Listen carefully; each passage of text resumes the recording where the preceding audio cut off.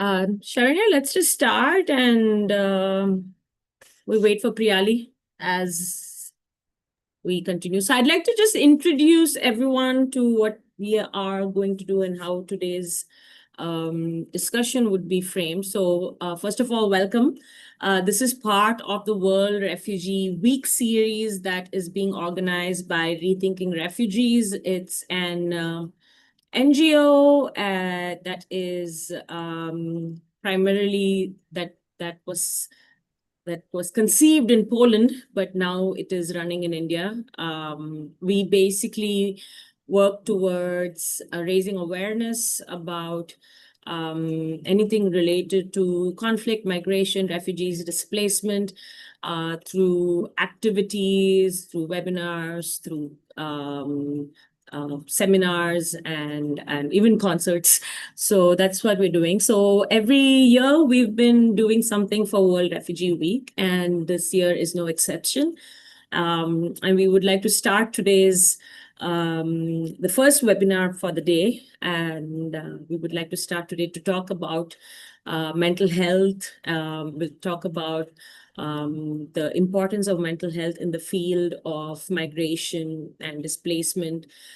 So it's not just about people experiencing various kinds of mental illnesses, but to go deeper into the nuances. I see that one of our speakers is already here, Priyali. Like to, yes, Priyali is the executive director and founder of the Azadi project. She'll be speaking a little bit more about that. And then we have Sharanya Chakrapani, who is a journalist, but also a mental health advocate. She has started her own community called Coco Community for mental health awareness.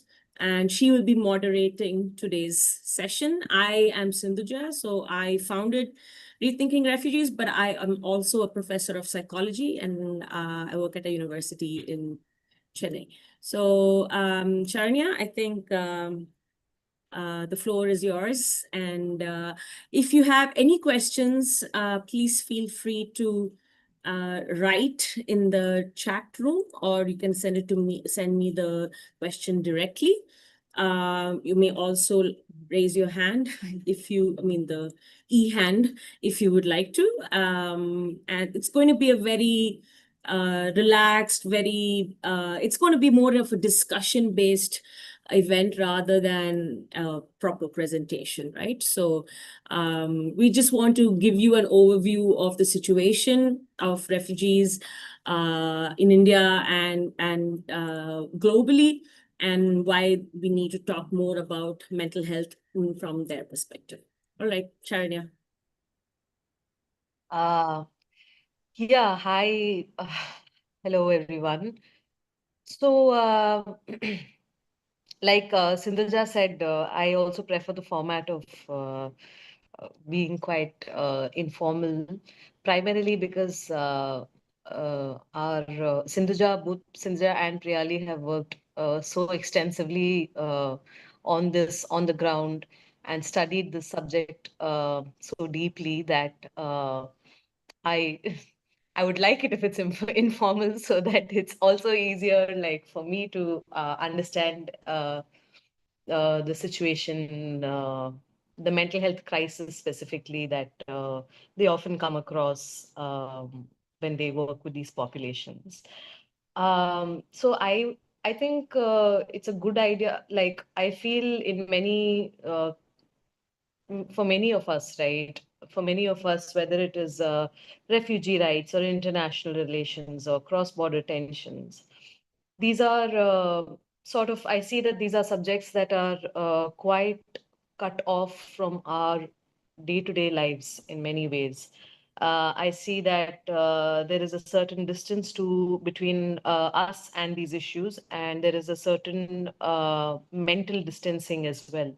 There may not be apathy, but there is a certain mental distancing, which sometimes often robs us of empathy or actually understanding what it means to be, you know, to be a refugee and what it means to be denied something like legal personhood, right? Or what it means to be excluded from what it means to have like cultural disconnect, what it means. So I think I want to start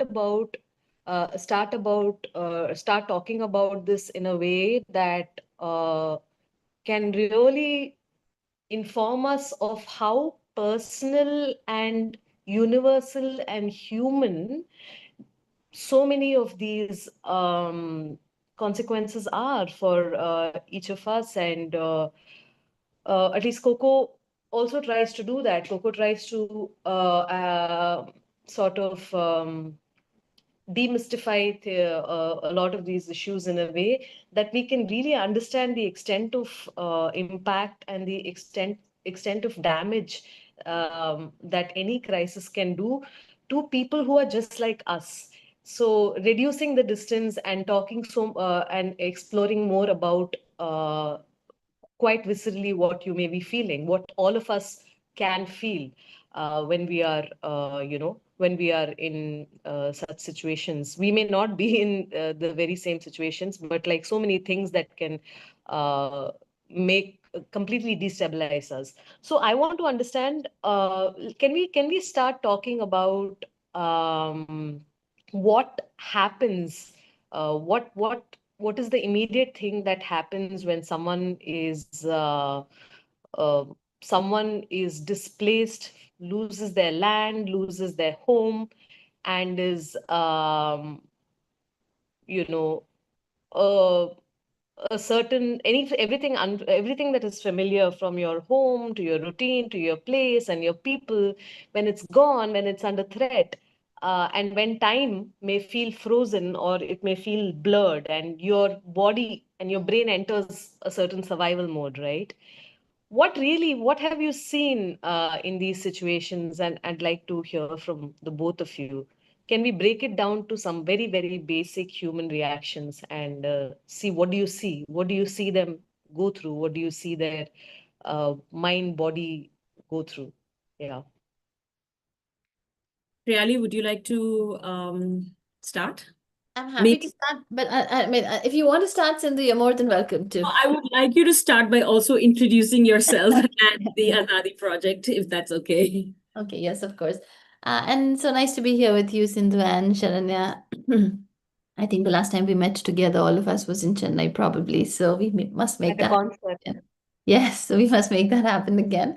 But yes, a little bit about Azadi Project for those of you who don't know. We work a lot with displaced communities and with refugees now in India. We have worked with refugees, specifically refugee women across the world, but currently our focus has been on India. A key focus of our work in providing support to refugee women is providing mental health support and psychosocial support. And we do that through various channels and various medium. But for now, let me just talk about a little center that we have. We run a center for women and children in the heart of a refugee settlement in Delhi. It's also surrounded by other migrant women. And so I think for us, our most important, let's say, role in that center is to provide a safe space to these women. And when I say safe space, so that they can come and they can share and they can access therapy, they can access support, they can access counseling. In addition to that, everything else, which includes livelihood, education, etc. But really, the main thing that we endeavor to do is providing a safe space and mental health support. Now, to answer Sharanya's question, and I think, Sharanya, I'm just going to touch a little bit upon what you said in the beginning, like when we see news like this, and I know you and I have had conversations about this even before this, that when you see news like this, there's Gaza going on, there was Ukraine, there is genocide in Myanmar. I mean, you name it, you name the world, you name a part of India, Manipur, right? So I think as individuals and as people, um, and I'm looking at a lens from of somebody who works with refugee population. Sometimes I look at this, to the at the outside world and say like, oh my God, why is there a lack of empathy? But then now I'm trying to look at it from their point of view, like how much empathy can an individual have as well? there is so much going on. There's a limit, right? Like at some point we blank out. We blank out and we shut our empathetic lens because we need to survive as well. And I think that's what we have come to. I think that's what this population has come to. That there is so much happening. There is so much also that we receive on a daily basis on social media, that for our own survival, for our own mental health, we kind of shut down. So that's just kind of to give context to the, to what the viewer is seeing, and to the others in this sense, as I would like to say.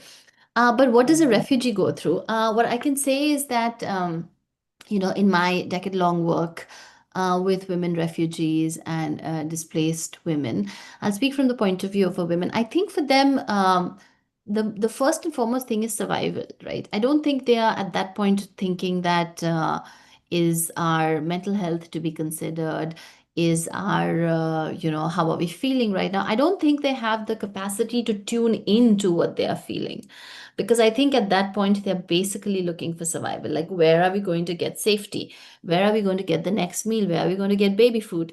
So I think all of the other emotions get processed much later, if at all they get processed. And I think the work and the journey for all of us is to enable them to process those emotions at whatever stage they want to process.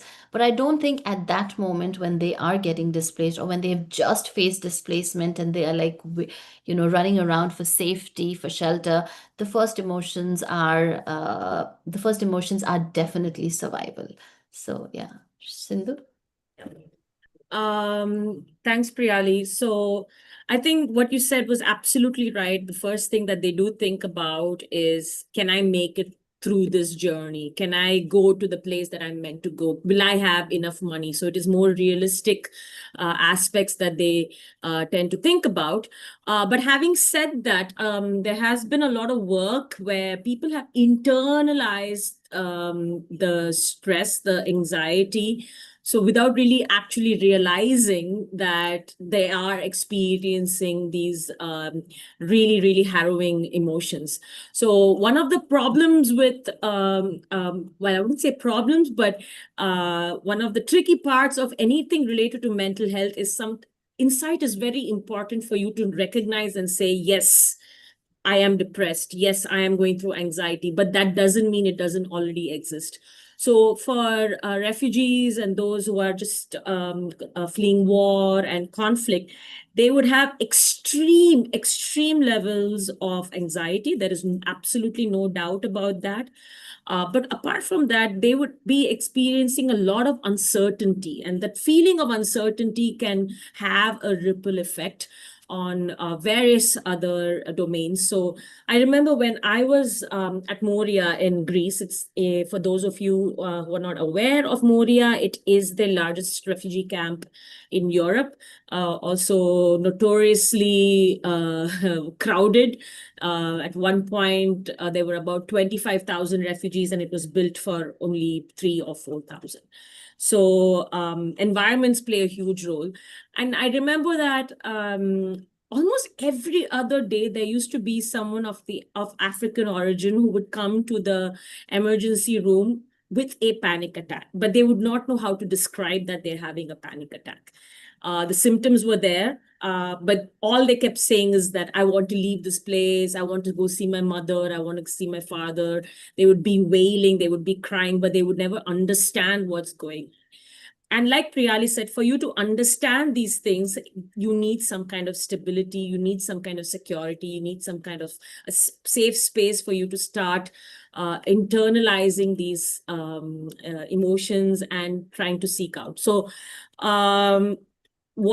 long story short, what's happening is that their refugees would be going through an immense amount of a roller coaster of feelings and emotions, but it's not there in their awareness yet. And some kind of a safe environment is what is going to help them. I would like to just take a moment, because I see that there, to me, are you here? Can you, if you're here, because I was reaching out to a few colleagues who have worked in the clinical psychological setup with refugees, and this came out, this connection, this network came very, very quickly. So if Tumi is here, could you just quickly say hi and just introduce yourself? We would love to have you part of this conversation as well. Hi, can you hear me? Yes. Apologies, I'm actually in a car to the airport right now. Okay. Yeah, it's really great to be here and to be listening in. And yeah, so I'm not able to contribute that much at the moment just because of where I am, but I just want to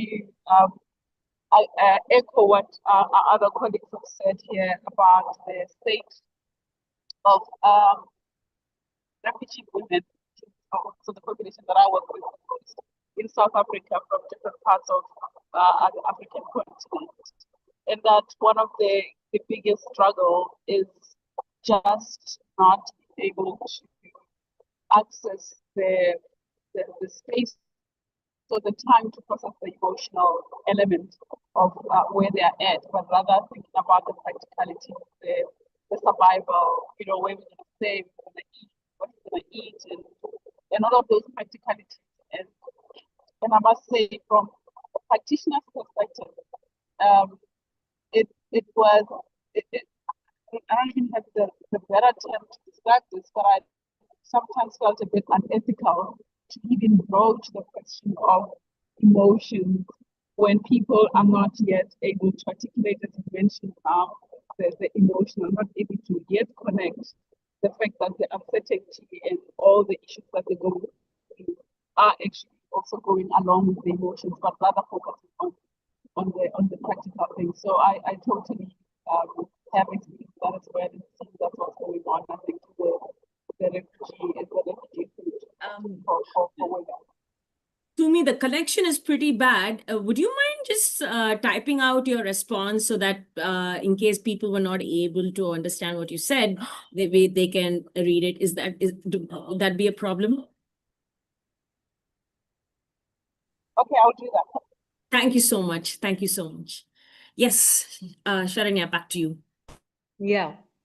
Yeah, I was struggling to hear her as well. But what I'm really understanding is that the people, I mean, these people may not be able to access or name it as is the case with most people who don't have access to the most basic resources, who don't have access to, who have been displaced, who don't have access to something as basic as shelter or food. And there is constant unpredictability. It's a known fact that constant unpredictability does may give you like chronic stress and anxiety, and this is going to be generational. It's not something that's going to end with you. And but for people who do understand, who do have the language, and who do have the names for it, we it seems very natural to me that, whether it is grief, whether it is loss of identity, or like forced assimilation, right?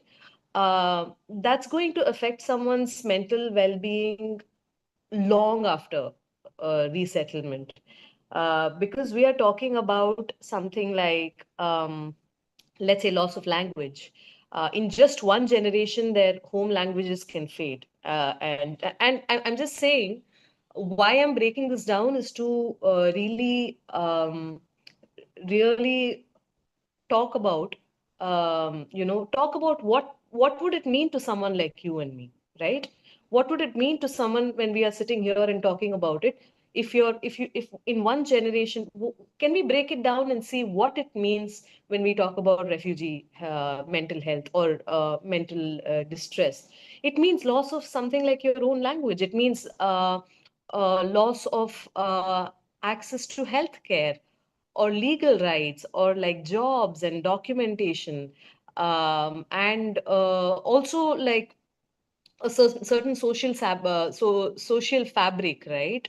um, so I'm just trying to understand what do you see? Let's begin with say something like loss of social roles. Okay, if you're a teacher back home, or if you've been an engineer back home, you almost become unskilled. Or if you're a parent, uh, um, you become, what happens when you become stateless?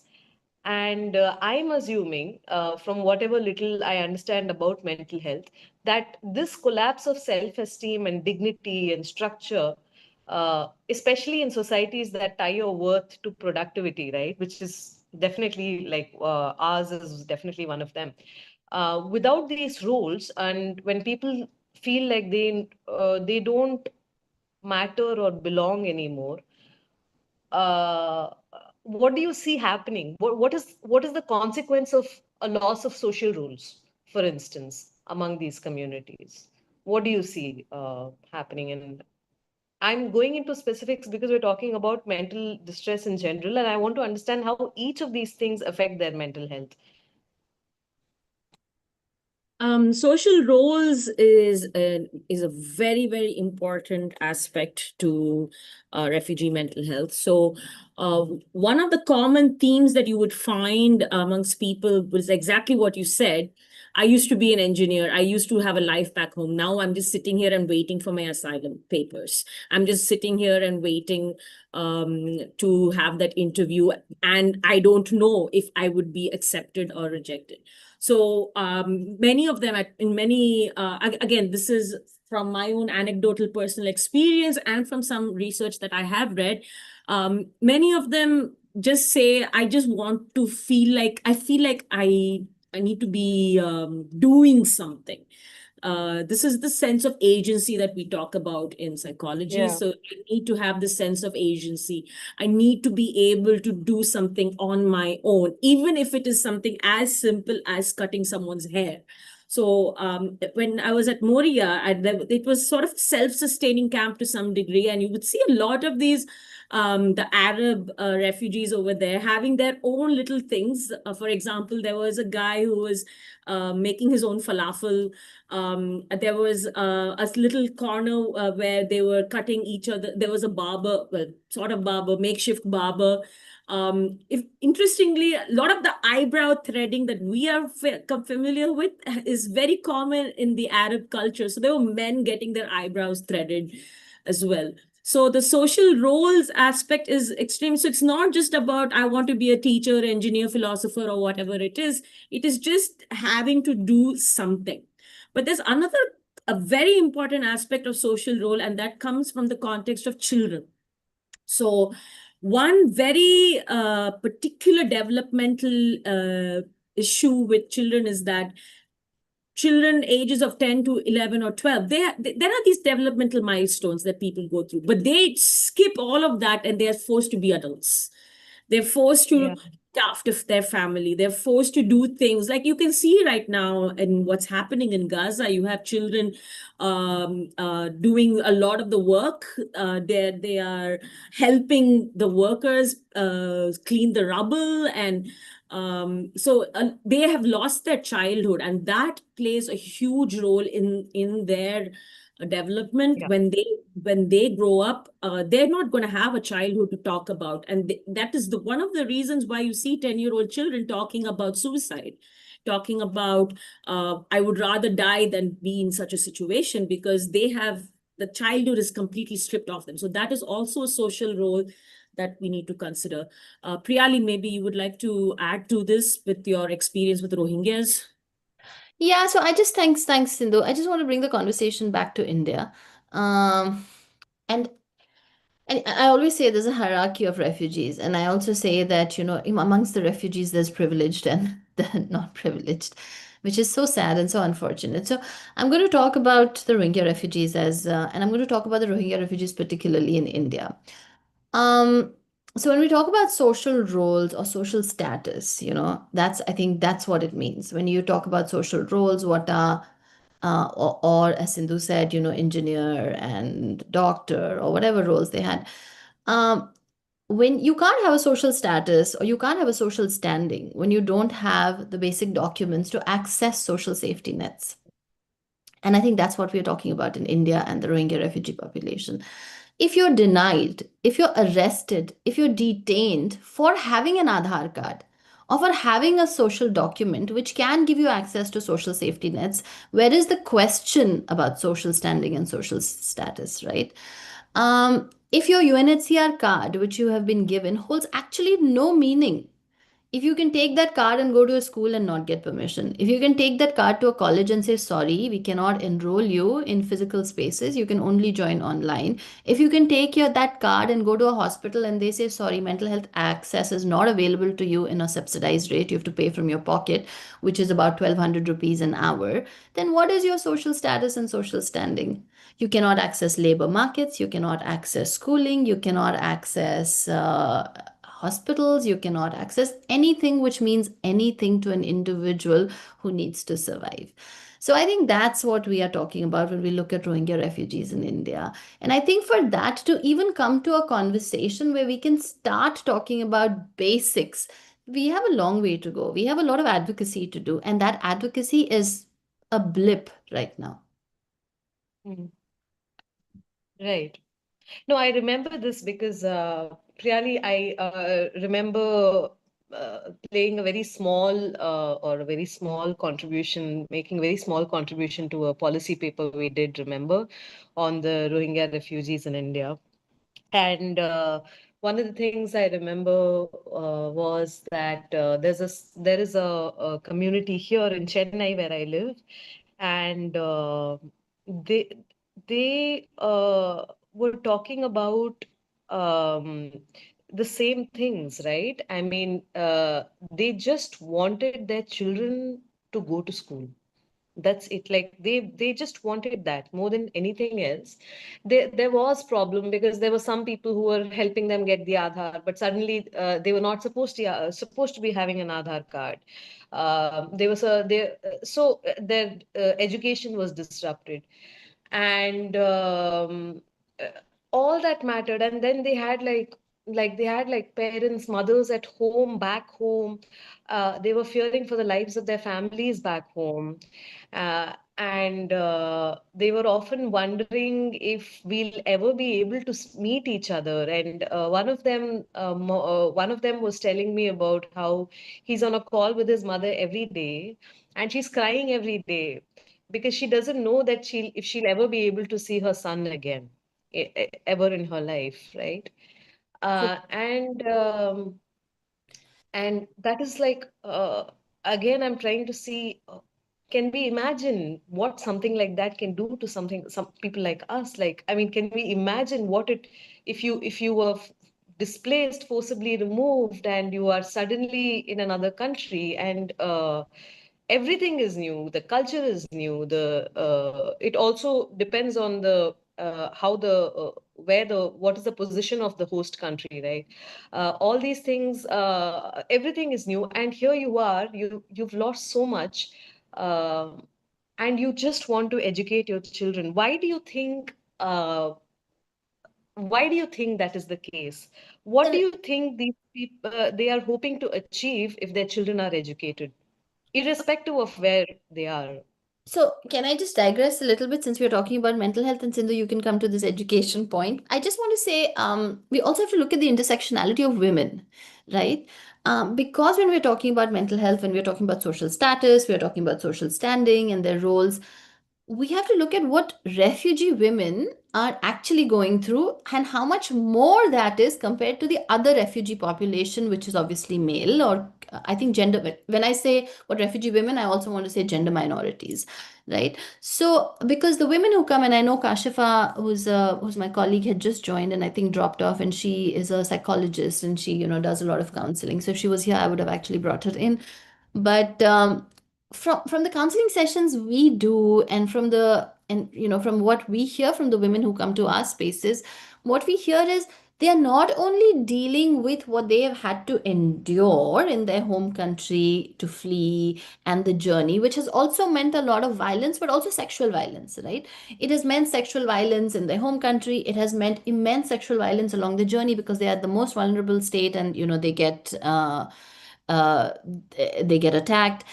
But it also means sexual violence or gender based violence in their home from their own families. It is a continuing process, it never ends. And what is that plays into their mental health? Like, how does all of this play into their mental health?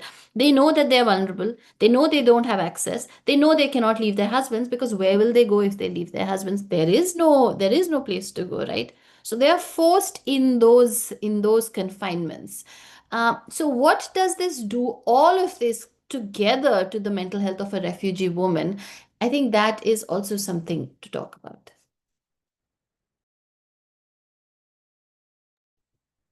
Um, should I talk about what you spoke about, Sharanya, or shall we extend what Priyali was Yeah, we can. I'm just trying to understand what are the few things that you see the populations, the refugee populations, really trying to build a life with. What do they have, and what are they trying to build a life with? And of course, we must talk about women and gender minorities, because in any crisis, they have like the stigma and the discrimination, the violence they face is multi-pronged. So you could start with that, uh, and you I could mean, maybe address. there is absolutely no doubt that women are extremely vulnerable to having a host of mental health issues. There is, but at the same time, there's some research showing that they're also, let's say, a little bit more. I don't say a little bit more, but they do shows some resilience as well. Not because it's some inbuilt thing. It's more because they have to. They don't have a choice. They have to kind of keep it together. Um, of course, when you have people coming from certain parts of the world, including India, you do have traditional gender roles as well. So Yeah. having to succumb to those roles or be in line with those roles, so you can't. It's very, very. I don't know, Priyali, have you met many feminist refugee women, or how do they understand feminism? Do they want to come do things on their own? Do they, or are they sort of confined to what the male dominated society, and they have a community, but there's the man who kind of takes care of everything, right? So those are some things that one needs to think about as well, because to what extent do they have the power to uh, kind of be on their own, not be on their own, but have a mind of their own? And that can also, the lack of independence in their thinking as well, can play a huge role in the way. And it's the same case for any person who is being thwarted, their thoughts are being thwarted. But for refugee women as such, I think it's sort of a double whammy, because not only do they have to carry on with their household, but they're struggling to wanting to do something, but they're not able to. So I don't know, maybe Priyali, you could add a little bit to that. If you have experienced in your work with, there are so many women that you work with in Delhi. Have you ever come across something like that? Are you talking about like feminist refugee women? I don't want to use the label feminist, but anyone who has that general idea of wanting to do things on their own, that sense of empowerment, and Autonomy also. Like, do you see a sense of autonomy mm, growing among these women in any way once they've Yes, moved? And what are the challenges that yes. in building that autonomy? Yes, I think over the last 1 year, and please come and see our work. Please come visit our center. Whoever is here, please come to Delhi, see the work we do with the women. Over the last 1 year, we've seen phenomenal change. Phenomenal. Just 1 year of them having a safe space to come to. And I say 1 year because we've had this physical space only for a year. Before that, we used to go and spread mats in the community. Men would be leering from the walls and looking at. So it wasn't really safe, but we were trying to do. We didn't have the money to create a center.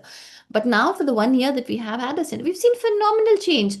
Women have been telling other women about their rights. Women have started saying no in their families, even if they don't know that. I mean, even if they know that they probably are never going to leave their husbands, but just the understanding of consent, just the understanding of the word and the power of the word no.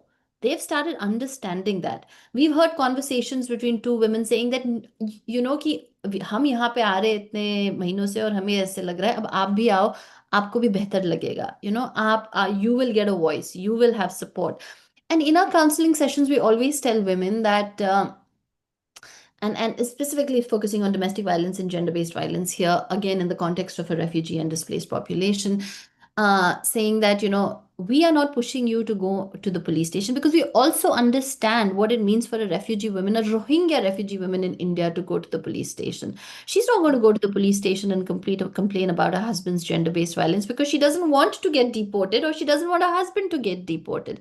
You see, so there are so many like intricate Complexities. complex. Yeah, she's not going to. So we don't tell them कि अगर आपके husband आपको मार रहे हैं जाके complain करो. No, we have to find ways around it to make her feel more empowered, to make her to make her take steps which she feels comfortable and confident with. And we are seeing those changes. We are also seeing those changes amongst the male population because the women are now bringing in money. The women are now earning a livelihood that we are helping them with. They are bringing in money, and we know how financial independence or financial agency changes a lot of things. As soon as there's money involved, as soon as there's financial independence, there's a lot more autonomy for everything else. There's more autonomy on whether I want to have sex or no. There's more autonomy on whether you're going to drop the child to school or no. Suddenly, a woman becomes a little bit more powerful, a little bit more meaningful in her household. So, yes, we are seeing changes. I also think feminism is a spectrum. A feminist who's educated, who's literate, who's out there traveling the world has a different kind of feminism. My kind of feminism, I don't expect that kind of feminism to come from a Rohingya refugee woman who visits the center. Her kind of feminism is very empowering in her own space. It may not be the level either my kind of feminism. So it is a spectrum. But in her own space, she's making incremental changes. And I think we should applaud that. Oh, I want to ask you, sorry, Sindhuja, were you I was saying just I was something? just going to say that's amazing. In 1 year when you Yeah, have that's the pretty basic incredible. facilities, just the basic space and how physical space plays such a huge role in as your psychological makeup. So really great job, Priyali. Wonderful. Yeah. No, I wanted to ask, it's really it's fascinating also because I've seen so many of these community spaces for the women in any marginalized community, right? Uh, I can see what a huge role they play just having a sense of solidarity amongst each other, a space where they can, just if nothing else, just speak how they feel, just access words and thoughts without really numbing them or suppressing them, and be able to speak, whether or not it is of consequence, right? To soundboard with someone is such a huge thing. And then when the women come together, I also see a sense of very responsible mechanisms. They are not like ill-informed, like, as opposed to say anybody from the outside who may not understand the dynamics of what their household is, what their cultural upholdings are. I see that when their own community women come together, they are able to come up with solutions to even things like gender-based violence, even things like sending their daughters to school and having more voice, uh, in ways that even like the best of mental health professionals from the outside cannot fathom, because they understand the challenges that hold them back. They understand what it means to, very recklessly do something or stand up. You cannot talk about boundaries or these ideas of very eurocentric ideas of boundaries or things to them. And exactly why feminism is also a spectrum, because like Priyali said, because in their spaces, getting the autonomy that they previously did not have, and which is also going to stand long standing, which is going to stand the test of time. It's not something that comes up and they lose. Building that is fascinating. And I really want to understand, what was the kind of engagement you had with these women, um, that made them like this? How were they when you got to them the first time? And how did they find this voice? What is the kind of engagement you do? Because we are talking about some pretty deep mental trauma. We're Mm. talking about the trauma of displacement. We're talking about the trauma of loss of family. It's insane, right? So Also conflict-related um, sexual violence, yes. yeah. So how did you build that trust, and what did you do?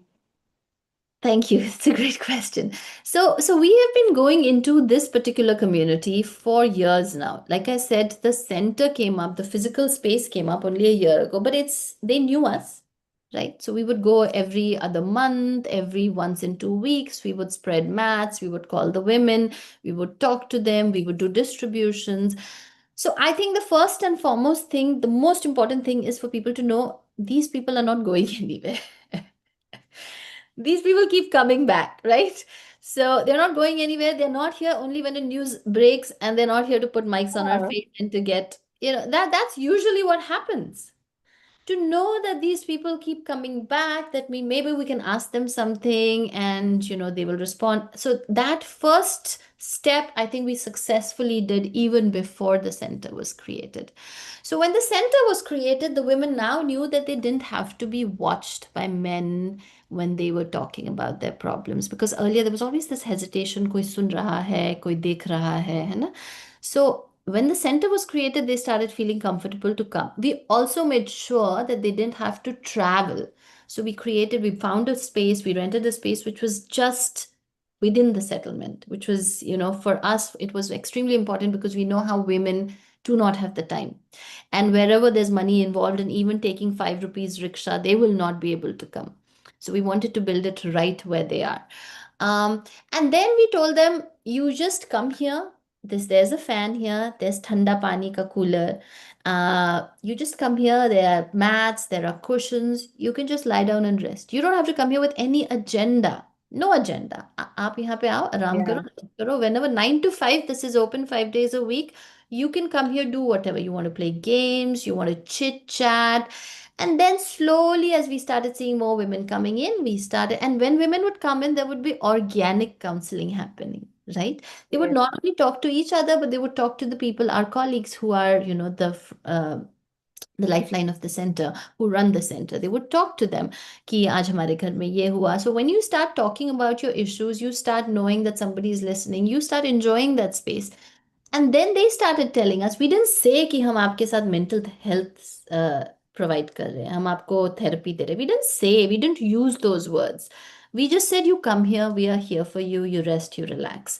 And then they started saying that, for us, the most important thing is to have some money in our hand. Can you start something?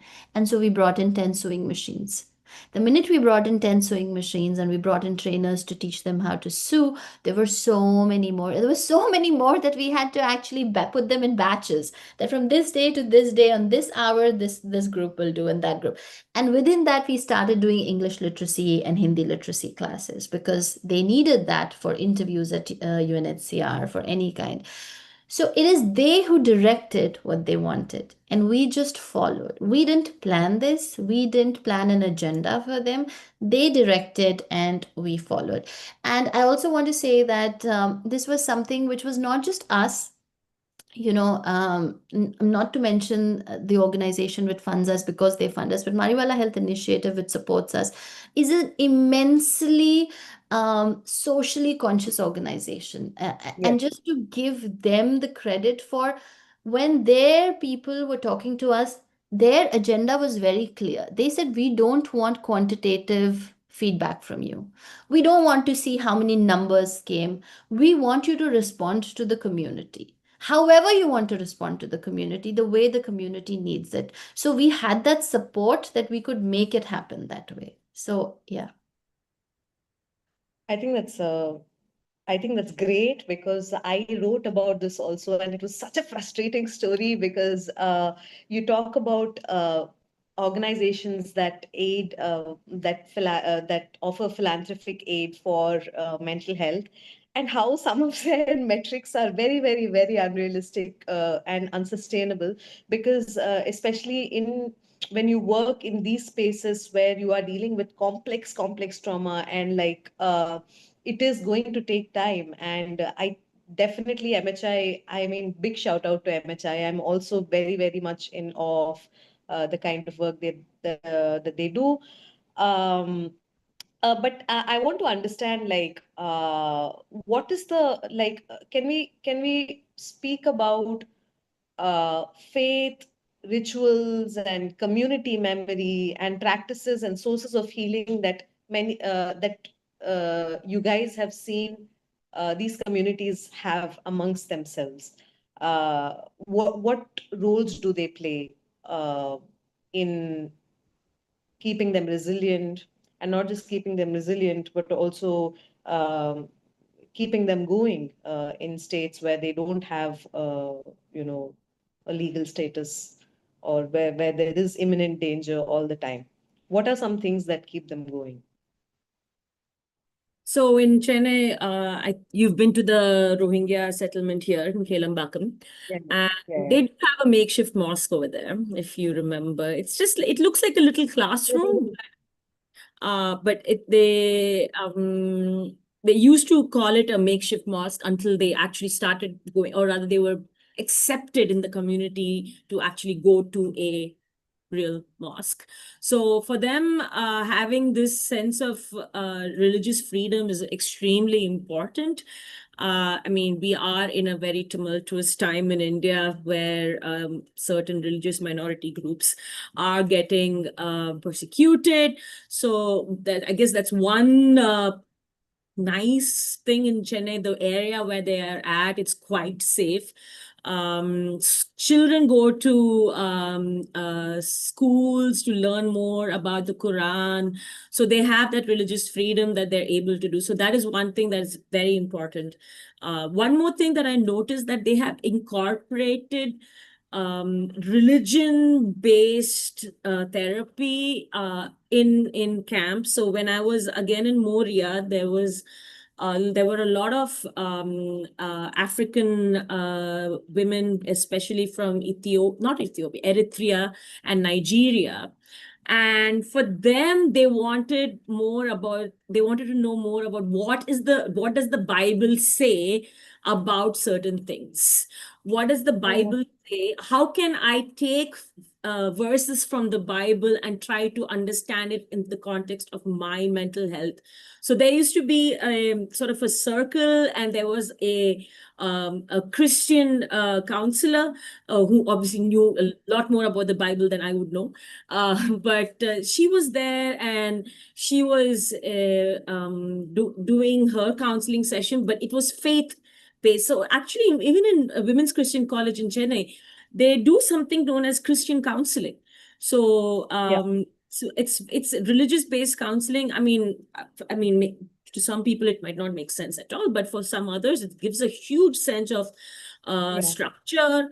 And so religion, I think, plays a very, very important role when it comes to giving some kind of stability. But religion also plays a very negative role for some of the refugees. For example, there are quite a few of them I've noticed who are atheists. And not noticed, I learned that they are atheists, and they were getting discriminated within their group. They would, in fact, one of them, I remember, he had to leave Afghanistan because he was an atheist, and Taliban didn't really like that. So that was one of the reasons that when he was at the camp, he would be beaten up, he would be ostracized. And so many times they have to pretend to be religious just so that they are safe. So religion kind of it's like a double-edged sword for people. So sometimes it gives a huge sense of relief and structure and like a very good crutch. But and there are non-believers amongst refugees as well, it can really backfire. So religion is a very, very important aspect that we don't often talk about from a context of mental health, but also from the context of displacement and migration. So that is also something that I think we need to definitely look into when we look at trauma-related issues with these. Yeah, yeah. I remember this talk by Dr. Thema Bryant, who was the former president of the American Psychological Association, and she's an ordained priest. And something so incredible that it's called like the Black Church trauma. Trauma in the Black Church or something like that. I forgot the exact names. What I really found interesting about that talk was that how she spoke about how religious institutions where people already have a certain level of base level resonance and faith and when they become trauma informed, when they speak about things like bipolar disorder, when they talk about things like schizophrenia, when they talk about things like, of course, like general anxiety and so on and so forth. And when in fact, even the Banyan does this. And so many other institutions, they work with religious institutions to provide trauma-informed care the way people will be able to take it or understand it or which is palatable to them. And I think that's a great way of taking care too. It is in many ways a decolonial approach to take care to people who are in mental distress. Uh, but maybe like just one last thing, a couple of last things that I'd like to talk about is Sharanya, I think Priyali wanted to add something to that, right? No, I saw your microphone. sorry, sorry. I'm not able to see Priyali at all, so I'm just able to see you. So No, is no, she it's raising okay. her hand? No. I Sorry, just sorry. wanted to complete. Okay, I thought you unmuted yourself, so you wanted to say something. Did you? No, Saranya, Did go you ahead. have? Okay, no. So yeah, just a couple of things. I think we're an hour into this. I want to talk about like there is a lot of the aid is dwindling, right? When it comes to refugees and how is it affecting the situation? Like the displacement is at a record high and the aid is also dwindling. How is this showing uh, in mechanisms for mental health? Are you because much of what is coming in, I'm assuming, would go for like some very basic facilities, basic healthcare and shelter and so on. How is dwindling aid affecting what you can possibly do for mental well-being of refugees? Yeah, do you want me to go first, Sindhu? So my dogs are barking in the back, so if you all can it's okay. So I'll again speak from the context of India, but I think this is a global challenge, right? What we've seen from the aids being cut is the direct impact of lots of programs being cut out from partner organizations of UNHCR, or because UNHCR would get some amount of funding, and that kind of funding would be put into these partner organizations, which then would in turn be providing support to the refugees.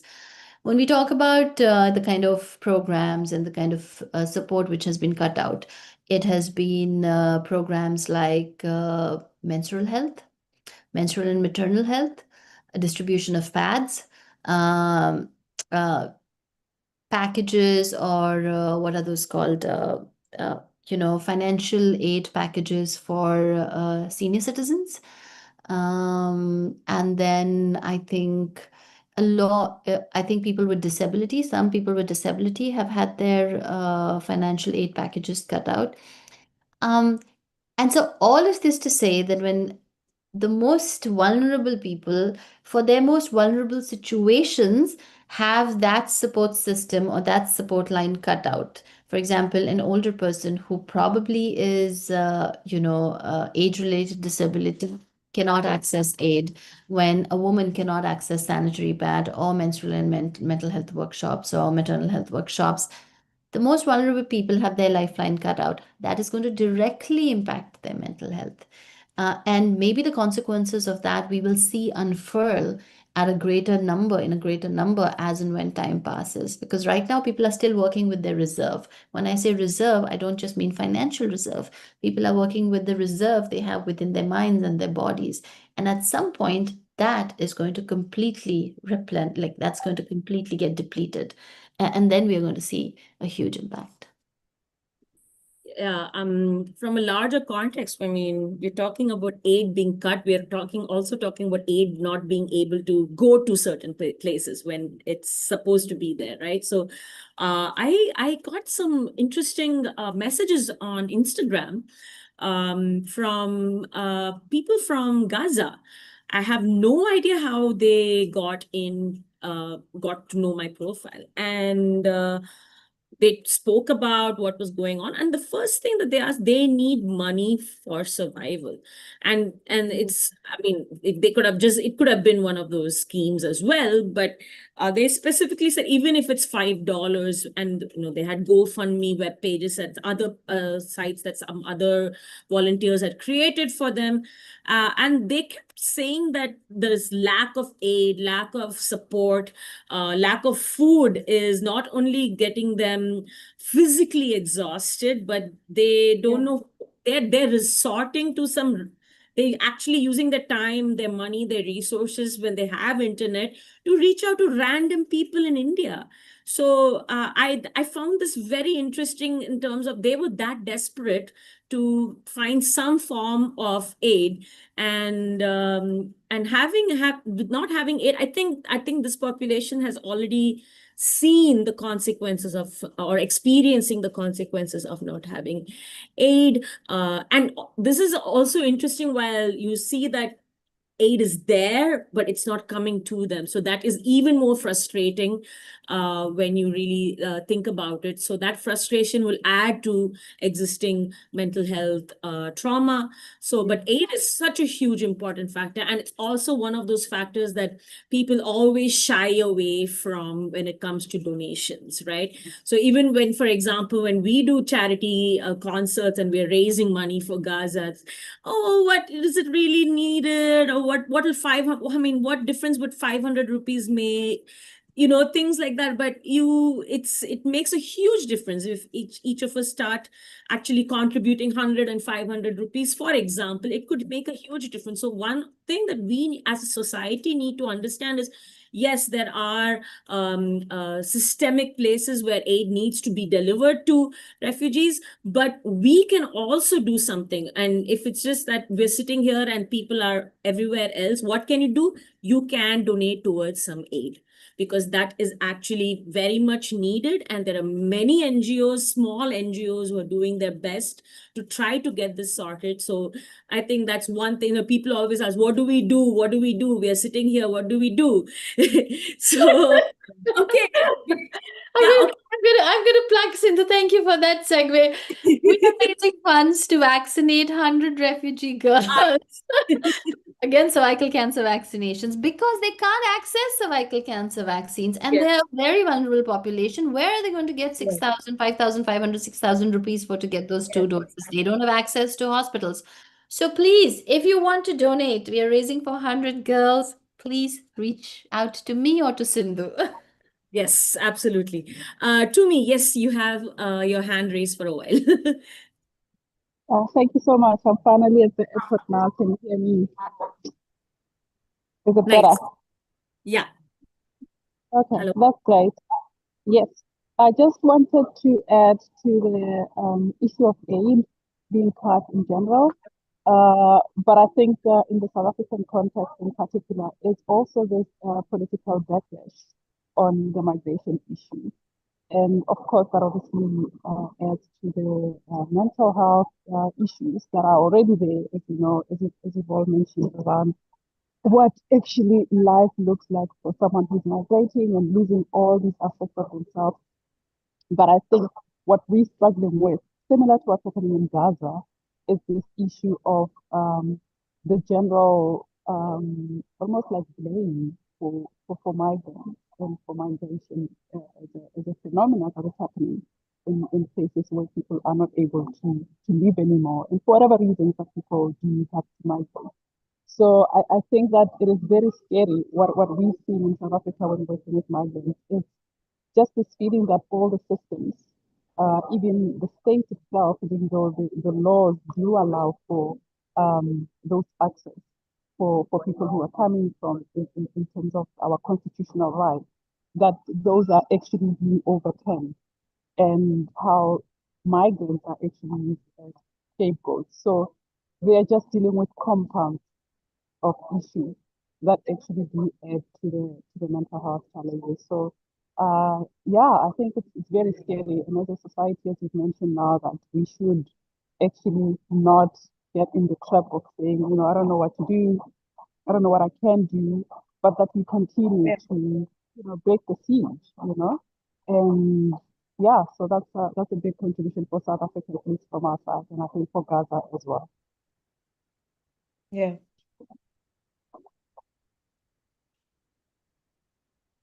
I could hear parts of what she said, not fully though.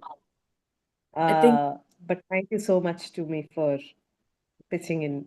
It's nice to see your face and hear you. Sharanya, shall we kind of try to wrap it up because we are Yeah. 10 minutes over our, actually just 1 hour. We started 10 minutes late. So maybe Yeah. final points that you would like to Yeah, discuss.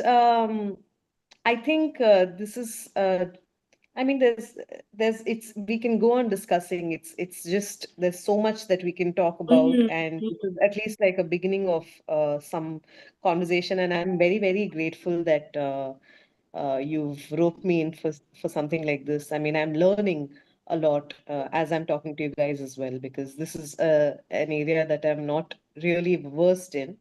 But I just want to understand, you know, when Gaza was happening, when things were really, really bad. I had written a story on how we can respond, how we can respond, uh, how we can guard our mind, and not, I don't mean that again in a way, it was quite controversial in some way, because I wanted to talk about how we can respond responsibly, realistically, as opposed to like just getting really angsty and then shutting out, and how we can help both the cause and ourselves in these situations. I want to ask you, I know we live in a state where the Rohingyas are not legal. I mean, they're not given legal status. I know there's a lot of xenophobia. I know systemically there's a lot of problems, but can people do something to help?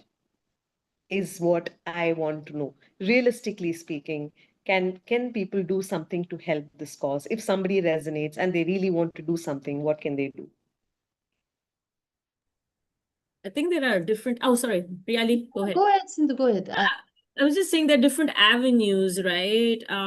Something as simple as just having a conversation with people to talk about what's going on. You know, lot can happen, a lot can change by just understanding the situation better, because a lot empathy, compassion, those things, you need to have prior knowledge for you to understand why should I be spending my time and resources to understand this particular group, and something as simple as just getting their perspective on into understanding that. I mean, that plays a huge role. So that is one way you can definitely get involved. So is just have open dialogues, have conversations. Of course, we've already talked about the other ways, donation, that plays a huge role. But so I mean, I don't know. I'm looking at the audience, and I don't know what the age group is over there. But if you there are, I know one of my students, she's over there. She's a psychology philosophy major. And so youth can play a huge role in trying to understand and raise awareness, talk to your fellow colleagues, talk to your parents. So education, I mean, at least from my perspective, education plays a huge role in terms of what you can do. But having said that, it's easier said than, I mean, I am one of those people. I wake up in the morning and I start reading the news, and news is never good most of these days, right? So Never.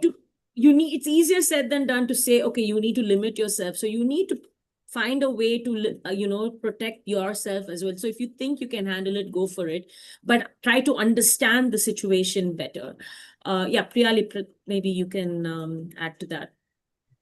Yeah, so I mean, I see everything that you said, and then yes, donation, but yes, donation is not possible for everybody. So I'm going to talk Exactly. about the other things. If you're a youth, or even if you're a non-so youth like us, you can you can volunteer. You can take out time. You can teach a child. You can run some workshops with women. You can talk to them. Just give your time, volunteer your time. I think that. The other thing is, do not perpetuate the hateful narrative, which is constantly being passed on. Do not forward those WhatsApp messages. Do not use slurs, which kind of dehumanize this population. Make people aware when you hear these slurs. Make people aware when you get those messages. Respond with a different point of view. Because if you don't respond with a different point of view, the other person will keep sending you those. So it's important to respond with a different and a more evidence-based point of view. And for evidence-based point of view, you either need to interact with this population, or as Sindhu said, you need to read and read more. And I think last and the most important thing is vote wisely. If you're of voting age, then vote wisely.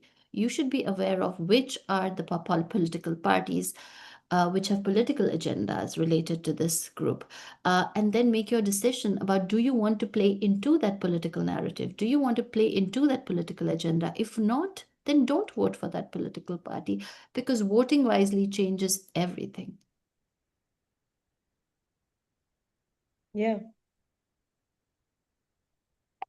I think that's very, very well put, and you've covered Absolutely. pretty much everything. It's a good way to say, please go vote properly, right? That's like to end this discussion, because whatever That is the way it should have been said. everything boils down to that, right?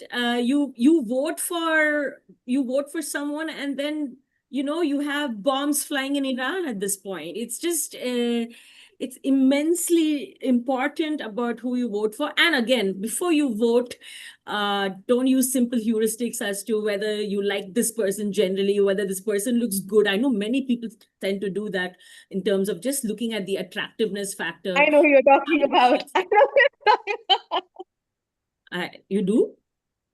Okay. Oh, okay. But I'm just saying that, read about their policies. So again, those things really make a difference. Before we sign off, I mean, we have a few people left. Do you have any questions? Do you have any comments? Priyali, there is a person, Dhriti, who wanted to get in touch with you. So I will, she is a psychotherapist, and she was wondering if she could volunteer her time with the Azadi Project. I guess she's based in Delhi. So I will send her your contact details, and she will be in touch with you. Yeah. Thank you, Ruti. Thank you. But yeah, do we have any questions, any comments that you would like to add, or any final thoughts?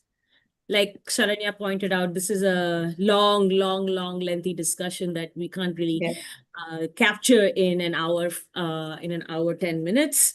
But I hope we continue this conversation, continue talking more about it, and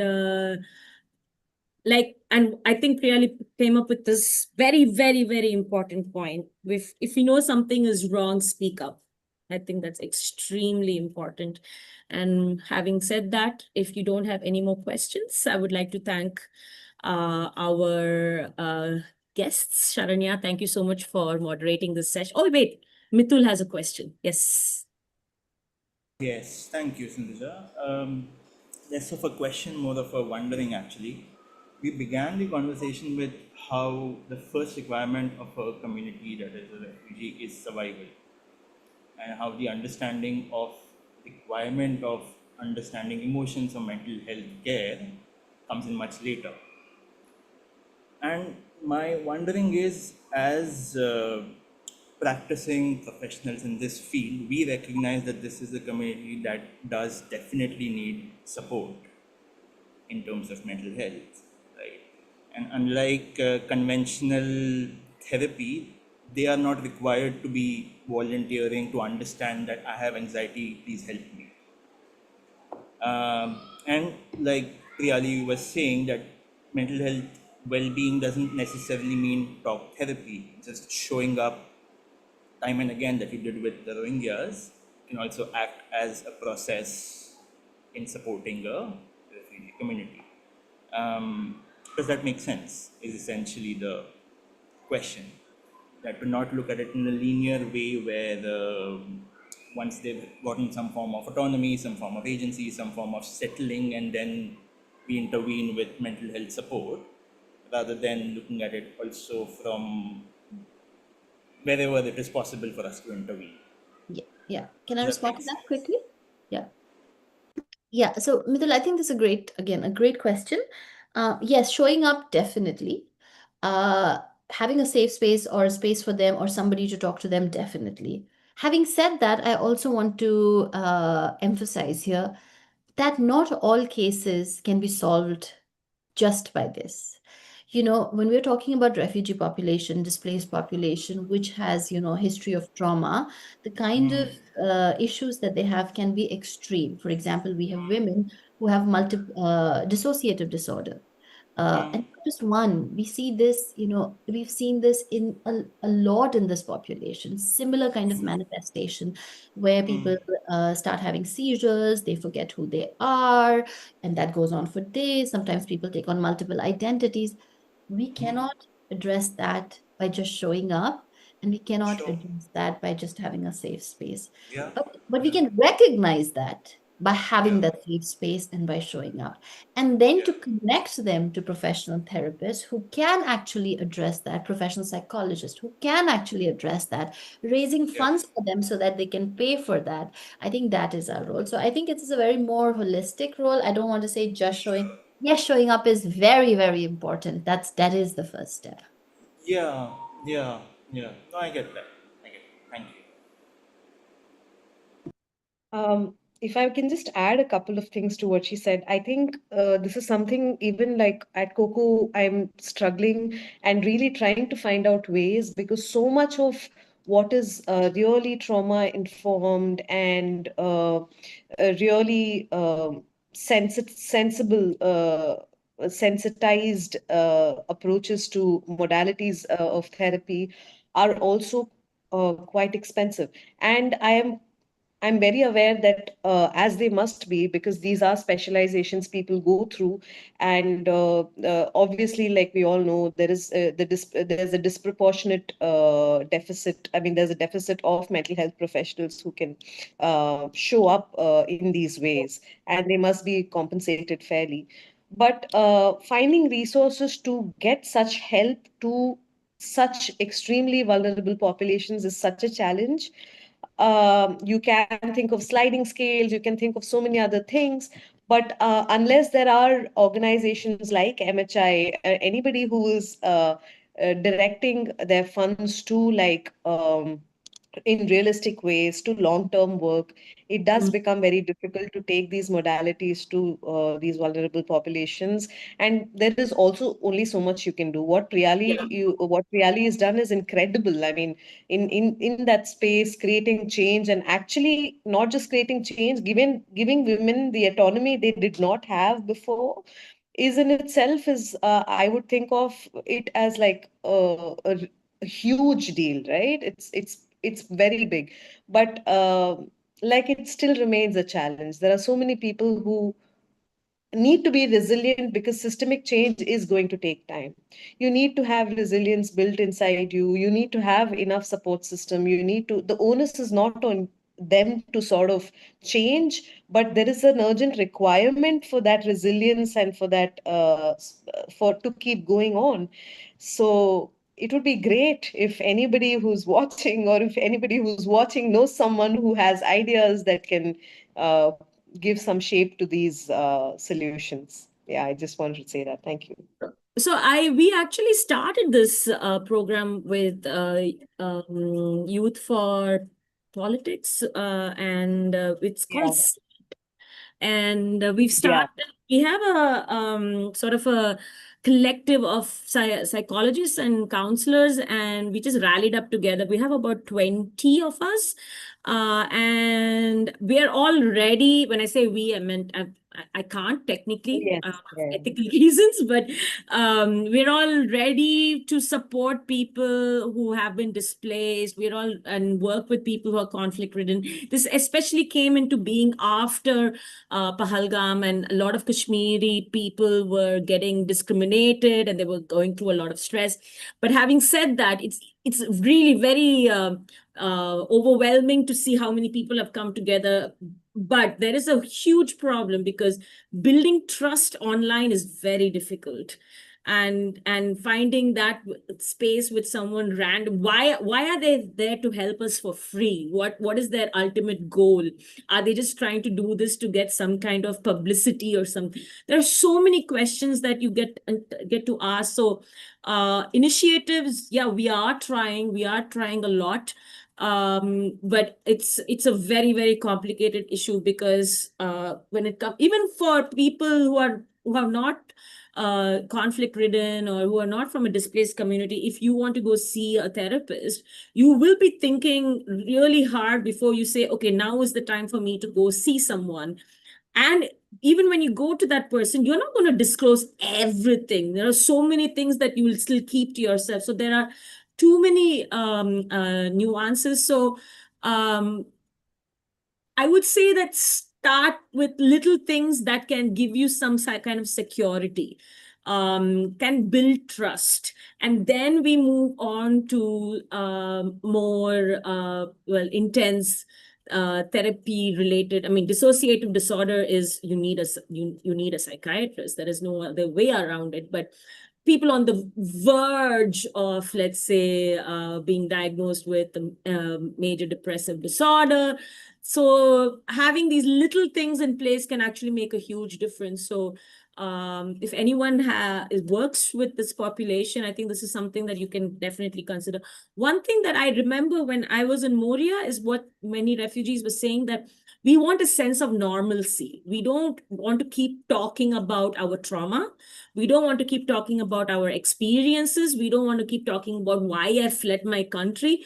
We just want to have a conversation, talk about food, talk about music, make fun of each other. Yeah. And that itself is a huge relief, because whether they're burying it or repressing it, at that moment, that sense of normalcy that you get can play a huge role when it comes to their own mental health. We have Raja C. Das. Maybe one final comment before we wind up. Hello. Hi. Can you hear me? Yes, but it's a Yes, little. yes. Okay, on a very last note, I just want to say that I am a PhD scholar who has been working on the detention and deportation of Rohingyas in India. Basically, I'm in Germany.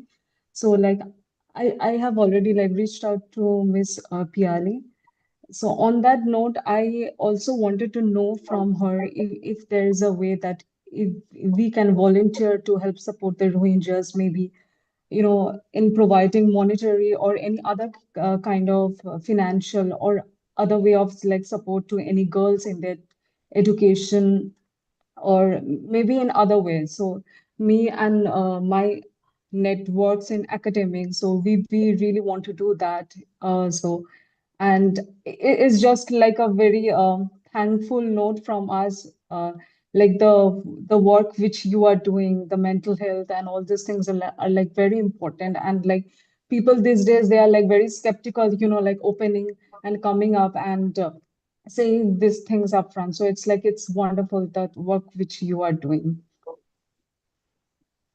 No, yeah, thanks. I mean, Priyali is literally on the ground doing these things, but Yeah. having these conversations is also very, very important. Yeah, so I think on that note, we will oh, it's now 1.5 hours. That's always what happens. We plan a webinar for 1 hour, it always goes to 1.5 hours. Literally every Rethinking Refugees webinar that we have planned, it sometimes it's even gone to 2.5 hours, depending on the topic. Speaking of webinars, tomorrow we have another one. It's about double standards in the treatment of refugees.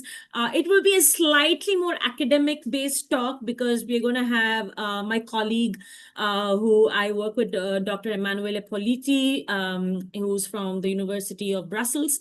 We do a lot of work. Our research work is about host citizens and the double standards, selective solidarity, selective empathy. And currently, we are working on a project about Ukrainians versus pretty much rest of the world, how the world responded to that. But apart from that, we're just generally going to understand the idea of double standards.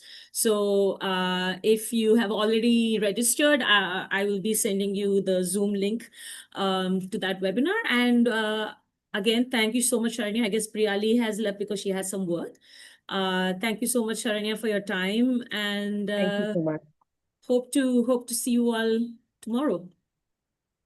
Thank you so much for having me, Sindhuja. It Thanks. was See really you. nice to be a part of this. Thank you. Thank you